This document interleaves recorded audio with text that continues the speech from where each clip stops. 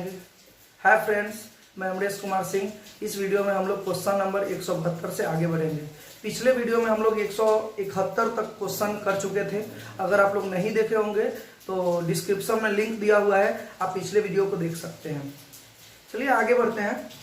172 number 172 से 174 तक diagram दिया हुआ है। ठीक है, तो डायग्राम को पहले अच्छे से आपको समझा दे रहे हैं, उसके बाद 172 से 174 तक के क्वेश्चन को हम लोग सॉल्व करेंगे। डायग्राम में निर्देश जो दिए गए हैं डायग्राम के ऊपर, वो दिए गए बोल रहा है कि दिए गए बार चार्ट में 4 कंपनियां C1, C2, C3 और C4 के वर्ष 2012, 13 और 14 की बिक्री मिलियन को दर्शाया गया है। बार चार्ट पर विचार करते हुए उस पर आधारित सवालों का जवाब दें। तो देखिए बाबू, C1 कंपनी में 3 वर्ष दिए गए हैं, 2012, 2013, 2014। तो देखिए C1 कंपनी में C1, C2, C3, C4 इस चार्ट में आप लोग को नजर आ रहा होगा, और प्रत्येक कंपनी में 3 इमारतें नजर आ रही होगी। तो पहला इमारत 2012 वर्ष का है, और 2012 वर्ष में 95 मिलियन बिक्री हुई है, और 2013 में दूसरी इमारत 2013 का है, और तीसरी इमारत 2014 का है। ऐसे ही प्रत्येक कंपनी में 3 इमारतें हैं, जिसमें पहला इमारत 2012 का है, और दूसरा इमारत 2013 का है, और तीसरा 2014 का है। ठीक है, और जो नंबर दिया गया है, जैसे C1 कंपनी में पहले इमारत में 95 जो नंबर दिए गए हैं वो 95 मिलियन बिक्री है, और दूसरा 2012 का, और दूसरा इमारत में 85 मिलियन बिक्री है, वो 85 है 100, और तीसरा इमारत में है 100 मिलियन बिक्री। ठीक है, तो चलते हैं क्वेश्चन पे। क्वेश्चन बोला है कि 2012 से 13 के दौरान किन 2 कंपनियों ने वृद्धि दर्शाई है।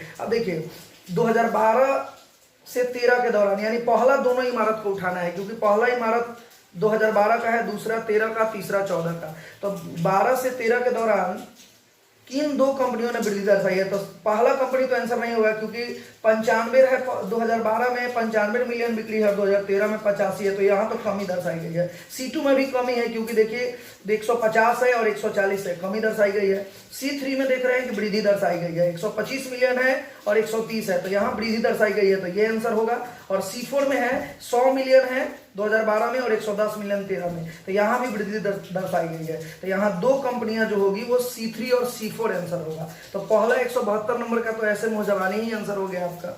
चलते हैं 173 नंबर। 173 नंबर क्वेश्चन बोल रहा है कि C2 की वर्ष 2012 और 2014 की संयुक्त बिक्री उन्हीं वर्षों के लिए C3 से कितना ज्यादा है। तो देखिए कंपनी C2 में 2012 में बिक्री है 150 मिलियन, ठीक है, और 2014 में बिक्री है 155 मिलियन।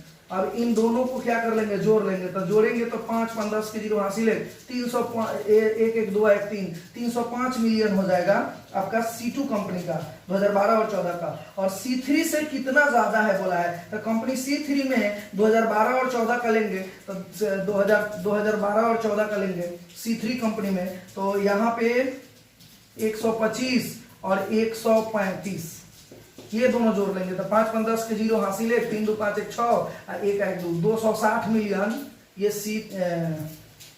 C3 कंपनी का है, और ये C2 कंपनी का है। इससे ये कितना ज्यादा है यही आपसे बोला है। तो 260 मिलियन से 305 मिलियन कितना ज्यादा है, तो 45 ज्यादा है। ठीक है, अच्छा ये परसेंटेज में बोला है, तो परसेंटेज निकालना होना तो ध्यान दीजिएगा, जिससे ये इससे ये कितना ज्यादा है, तो जिसमें से लगेगा उसे नीचे लिख दीजिएगा, और कितना ज्यादा है 45 ज्यादा है, तो 45 ऊपर लिख दीजिएगा और गुने 100 कर दीजिएगा। 0 से 0 काट लीजिएगा, 13 दूना 26 और 2 पचे 10 कर लेंगे, 45 पचे 225 बटा 13 हो जाएगा, 13 कम 13 हो जाएगा, 9 95 63 91, यानी 17 दशमलव समथिंग। एक ही आंसर है 17 दशमलव समथिंग। आप ऐसे मान लेंगे, पूरा एक्यूरेट जानने की क्या जरूरत है। अगर 17 के बाद पॉइंट में अगर 2 आंसर आता तब ना फिर और आगे पॉइंट में लेते। देख रहे हैं कि एक ही आंसर है, तो ये D नंबर आंसर हो जाएगा 17 पॉइंट समथिंग।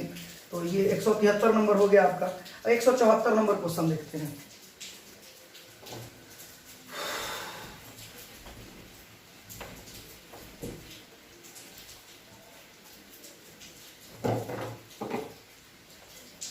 एक 174 नंबर क्वेश्चन है, 2012 की तुलना में 2013 के लिए C1 और C4 की संयुक्त बिक्री का अनुपात क्या होगा।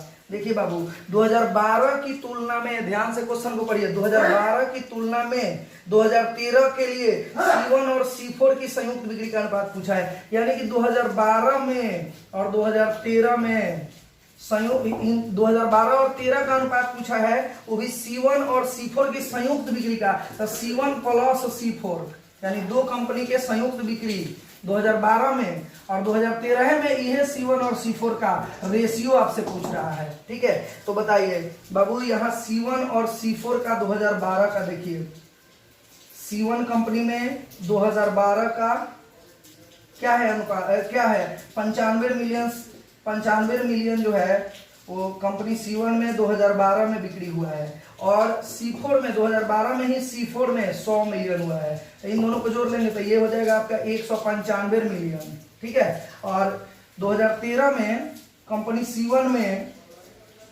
85 मिलियन बिक्री हुआ है, और कंपनी C4 में 110 मिलियन हुआ है। ये भी जोड़ेंगे तो 195 मिलियन आपका होगा। ठीक है, अब मिलियन तो दोनों में आपका है, कॉमन है, तो ये मिलियन नहीं भी लिखेंगे तो चलेगा। इसका रेशियो आपसे पूछ रहा है, काटेंगे तो 1:1 आपका आंसर हो जाएगा। तो आपका आंसर ए नंबर आंसर हो जाएगा 174।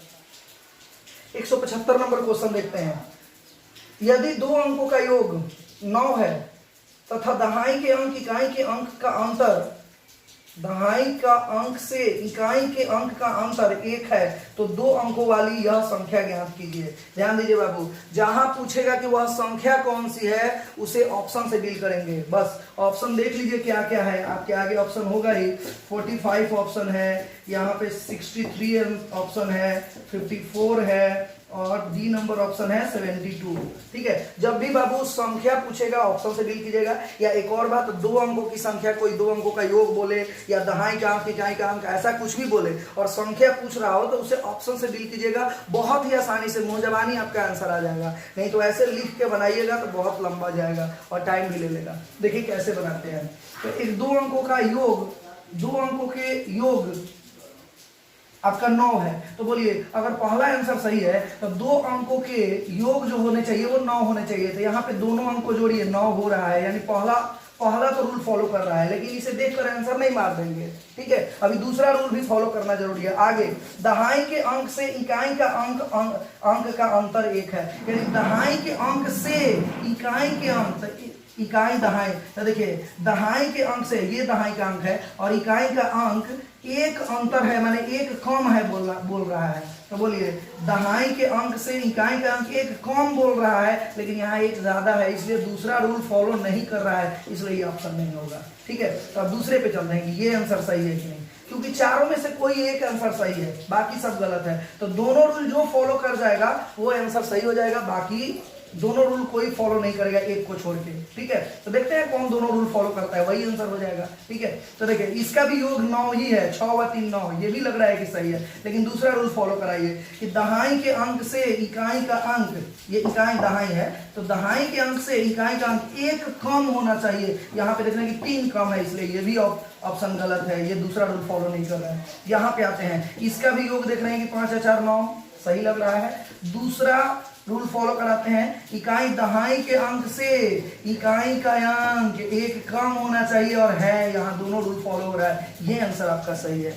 आसानी से आप बना सकते हैं। अब ये योग तो 9 है, लेकिन दहाई के अंक से इकाई का अंक 1 कम नहीं है, 5 कम है, इसलिए ये गलत है। ठीक है, उम्मीद करता हूँ कि आप लोग को अच्छे से समझ में आ गया होगा। तो इस तरह से टेक्निकल दिमाग लगाएंगे। ठीक है,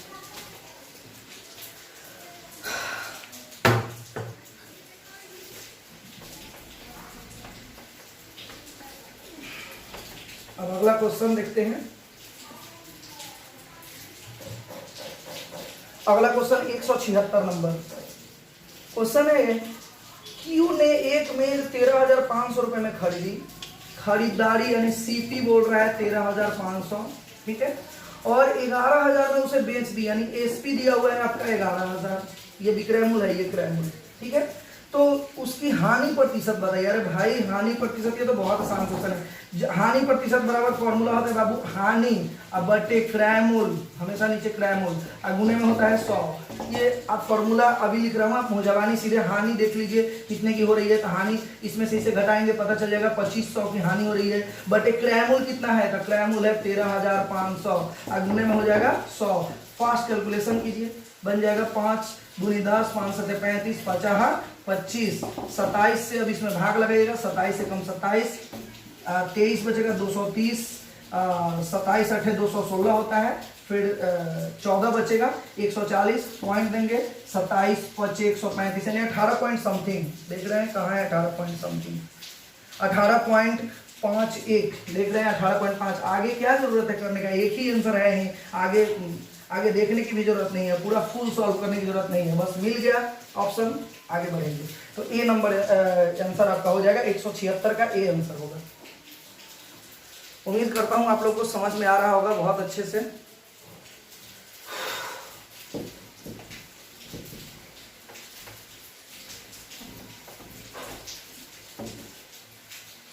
एक 177 नंबर क्वेश्चन देखते हैं। आप 500 रुपए प्रति वस्तु की दर से 3 वस्तुएं खरीदने के लिए गए, हालांकि दुकान पर दी गई छूट के अनुसार आपको 2 वस्तुएं खरीदने पर एक मुफ्त में मिली। इस सौदे में कुल छूट की दर कितनी है, यानी छूट प्रतिशत आपसे पूछ रहा है बाबू, छूट की दर कितनी है। तो ध्यान दीजिएगा बाबू, 500 रुपए प्रति वस्तु की दर से 3 वस्तुएं खरीदने के लिए गए, यहाँ 500 से कोई मतलब नहीं है। अगर 500 से ऐसे बेसिक बनाइएगा तो 500 से मतलब रखना पड़ेगा और तब बनेगा। हम आपको टेक्निकल अप्रोच देते हैं, आप सीधे 500 से कोई मतलब मत रखिए। 3 वस्तुएं खरीदने के लिए गए, अब 2 खरीदे और 1 मुफ्त में मिल गया, यानी टोटल 3 मिला ना, तो छूट कितना मिला, तो ध्यान दीजिएगा जितना छूट मिला है वो ऊपर लिखेंगे, तो कितना मुफ्त में मिला है आपको, 1 मिला है ऊपर, अब बटे टोटल यानी कुल नीचे रखिएगा, तो कुल कितने आपको वस्तुएं मिलेगा, 3 वस्तुएं मिले, क्योंकि 2 खरीदे हैं और 1 और आपको मिली है मुफ्त में, तो टोटल कितने हो गए 3। तो यहाँ पे लिख देंगे 3, गुने में हो जाएगा 100, 1/3 गुने 100 यानी कि 100/3 33.33 या 33.1/3% आपका आंसर हो जाएगा। यहाँ 500 से कोई मतलब ही नहीं है, तो आसानी से आप बना सकते हैं ऐसे सवाल को। ठीक है, जो भी मुफ्त में दी गई होगी वो ऊपर लिखेंगे, जितना मुफ्त में मिला होगा, अब बटे मुफ्त में जो मिला वो और जो खरीदे वो, टोटल नीचे जोड़ के लिखेंगे, जो मुफ्त में मिला वो ऊपर और टोटल नीचे गुने में 100, इस तरह परसेंटेज निकाल लेंगे। चलिए अगला क्वेश्चन देखते हैं।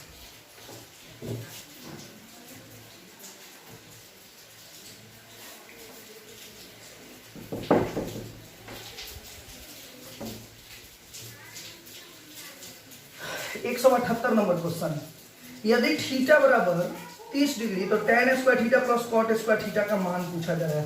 बताइए बाबू, थीटा बराबर 30 डिग्री है तो क्वेश्चन बोला है कि tan square theta plus cot square theta बराबर में क्या होगा। तो ध्यान दीजिएगा बाबू, tan थीटा की जगह पे 30 डिग्री लगाएंगे तो tan 30 का मान जो होता है 1/√3 होता है और उसका होल स्क्वायर लिखेंगे क्योंकि यहाँ tan स्क्वायर है, और tan का उल्टा होता है cot, तो जो tan 30 का मान होगा उसका ठीक उल्टा cot 30 का मान होगा। थीटा की जगह तो यहाँ भी 30 ही लगाएंगे ना, तो cot 30 का मान क्या होगा, तो इसका ठीक उल्टा, इसका उल्टा करेंगे तो √3/1 यानी √3 होता है। ठीक है, और इसका स्क्वायर कर देंगे, हो गया। और 1 का स्क्वायर 1 बट्टा में √3 का 3 प्लस √3 का स्क्वायर 3, ये हो जाएगा 3 3 की 9 है 10/3 आपका आंसर हो जाएगा। तो 10/3 178 का डी आंसर सही है आपका। चलिए अगला क्वेश्चन देखते हैं।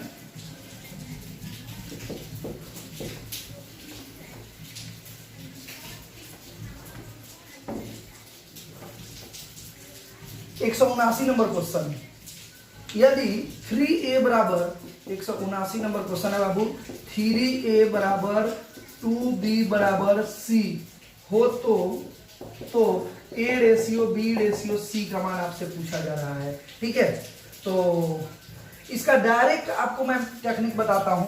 जब भी इस तरह का क्वेश्चन आपको मिले ना, तो बराबर के साथ a के साथ कोई गुना में हो, b के साथ गुना में हो, c के साथ यहाँ कुछ भी नहीं है तो 1 गुना में हो। ठीक है, और डायरेक्ट आपसे रेशियो पूछे तो सीधे इसको झांप विधि से बनाएंगे। कौन सी विधि, झांप विधि। सीधे इसको झांपिए, ए का मान निकालना है ना रेशियो में डायरेक्ट, तो ए को झांप दीजिए, बाकी बी के साथ जो संख्या लगा है और सी के साथ लगा है उसको गुना करा दीजिए, तो 2 एकम 2, जहाँ 2 हो जाएगा, ठीक है। और बी को झांपिएगा, तो बी का मान लिखना है, तो बी को झांपिए और जो भी बचा हुआ है ए और सी के साथ संख्या उसे गुना करा दीजिए, तो 3 एकम 3 हो जाएगा। और सी का निकालना है, तो सी को झांपिए और ए और बी वाले गुना जो संख्या गुना में लगे हैं उसे गुना कराइए, तो 3 दूनी 6 हो जाएगा। यही आपका आंसर हो जाएगा। तो 2:3:6, ठीक है। तो ऑप्शन में 2:3:6 तो दिया नहीं है। ऑप्शन नंबर बी जो है वो 1/3:1/2:1 दिया हुआ है। इसको आप सॉल्व करेंगे तो 2:3:6 आएगा। इसको भी आप नीचे का बट्टा हटाएंगे ना, इस तरह के शेप में जब आएगा तो वही ये आंसर होगा। वो कैसे होगा, इसको भी आप झांप विधि से आप देख सकते हैं कि ये वही चीज है हूबहू। देखिए, अगर इसको भी आप अगर सीधा करना चाहते हैं, बट्टा से हटाना चाहते हैं इसको और सीधे इस फॉर्म में आप देखना चाहते हैं, तो इसे भी झांप विधि से बना सकते हैं। देखिए, इसको झांपिए और 2 और नीचे में यहाँ बट्टा में कुछ नहीं लगा है, तो 2 एकम 2 और 2 में 1 से गुना कराएंगे तो 2 हो जाएगा। फिर इसको झांपिए, फिर बाकी नीचे वाले को गुना कराइए, 3 एकम 3 है, इसके ऊपर वाले में गुना 3 एकम 3। फिर इसको झांपिए और 3 दूनी 6 और 6 एकम 6। देखिए, ये 2 3 6 ही है, ठीक है। तो ऑप्शन नंबर बी आपका आंसर हो जाएगा, ठीक है। तो इस तरह के क्वेश्चन को झांप विधि से बनाएंगे। ए का मान निकालना है तो सीधे बताइए आपको।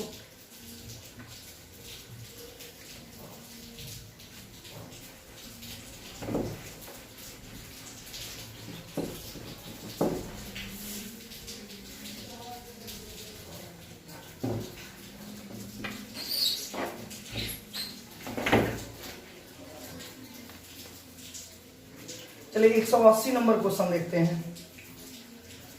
10 दर्जन सेब, 15 दर्जन आम, 20 दर्जन संतरे बेचने के लिए रखे गए। प्रत्येक में क्रमशः आधा, 1/2, 1/3 तथा 1/4 भाग और जोड़ दिया जाए, तो अब बेचने के लिए कुल फल कितने हो गए। अरे भैया, ये तो सिर्फ कुल फल पूछा जा रहा है। तो क्या करेंगे, देखिए 10 दर्जन सेब पहले से था, सेब, आम और संतरा है, ठीक है। देखिए 10 दर्जन सेब है, तो 1 दर्जन में 12 गो सेब, तो 10 दर्जन में 120 सेब। अब बोला है कि 1/2 माने इसका आधा और जोड़ दिया गया, तो इसका आधा कितना हो जाएगा, 60 हो जाएगा, तो जोड़ दिया गया, टोटल सेब आपका पता चल गया, ठीक है। और बोला है 15 दर्जन आम, 15 दर्जन आम का मतलब हो गया 1 दर्जन में 12 गो, तो 15 दर्जन में 15 गुने 12 यानी 180 गो आम पहले से है, ठीक है। और उसका 1/3 आम और जोड़ दिया गया, तो 180 का 1/3 होता है 60 आम, तो 60 और जोड़ दिया गया, ठीक है। उसके बाद बोला है 20 दर्जन संतरा पहले से था, तो 20 में 12 से गुना करेंगे तो 240 दर्जन, 240 को संतरा पहले से था और उसका 1/4 भाग जोड़ दिया गया। 240 का 1/4 होता है 60, तो 60 और जोड़ दिया गया। तो टोटल कितने फल हो गए, तो यही आपको जोड़ देंगे, आपका आंसर हो जाएगा। तो 120 और 60 क्या होगा, 180। सबको जोड़िए, 0 0 0 0 0 0 जोड़ लेंगे। फिर ये 6 4 10 10 10 10 6 16 8 24 6 30 2 32 के 2 हासिल 3 3 2 5 1 6 6 1 720 आंसर हो जाएगा आपका। तो 720 180 का ए आंसर हो जाएगा। टोटल फल 720 हो गए बेचने के लिए।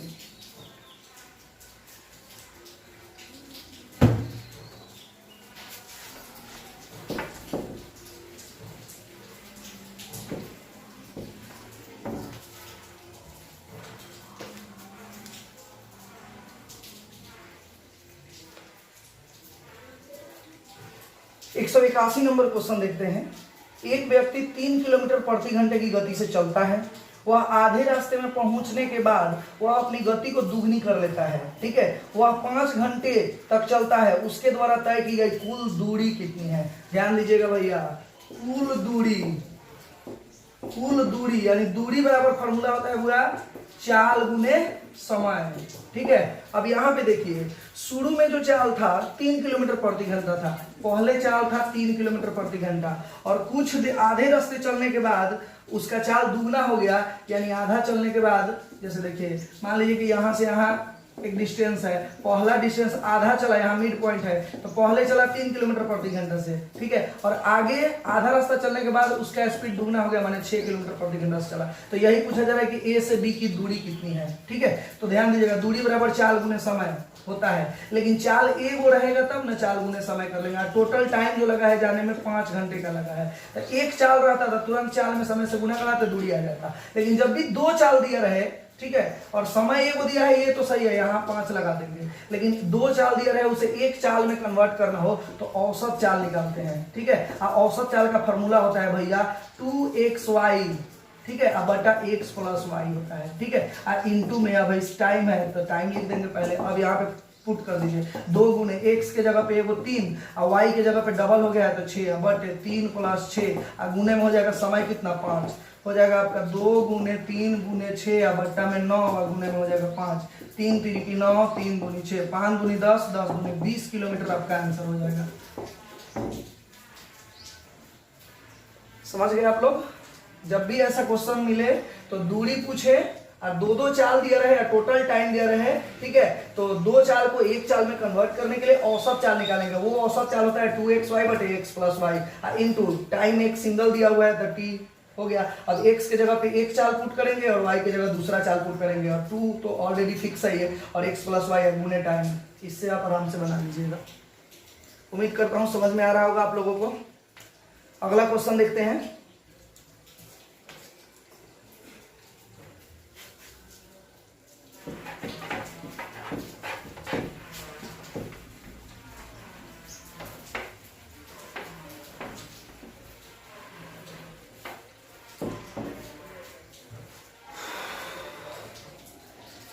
अगला क्वेश्चन देखते हैं 182 नंबर। एक बहुभुज की 9 भुजाएं हैं, उसका प्रत्येक आंतरिक कोण का मान क्या होगा? ध्यान दीजिएगा बाबू, किसी भी बहुभुज का